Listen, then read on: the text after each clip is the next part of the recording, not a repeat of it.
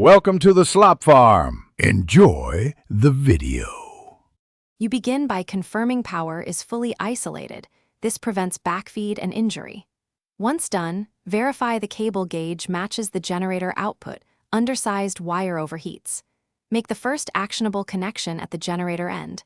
Loosen the terminal screws, insert each conductor to its labeled lug, and hand tighten. Use a torque wrench to spec when available, because proper torque prevents loosening under vibration. Finally, reinstall the terminal cover for weather protection, and double-check visual alignment of conductors.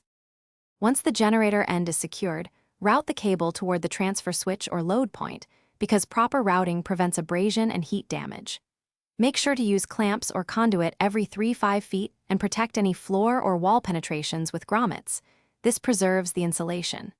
When you reach the distribution panel, strip insulation to factory lengths, then connect conductors to corresponding terminals.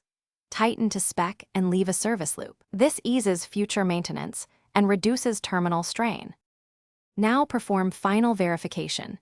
Check continuity, insulation resistance if available, and confirm correct phasing. This avoids cross-phasing and equipment damage. Once satisfied, close all covers, return the breaker per your procedure, and apply a modest test load while monitoring voltage and temperature.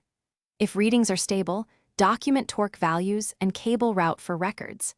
If anything feels hot or you hear unusual noise, shut down immediately. This single troubleshooting step often prevents. Thanks for watching. Consider subscribing if we helped you today.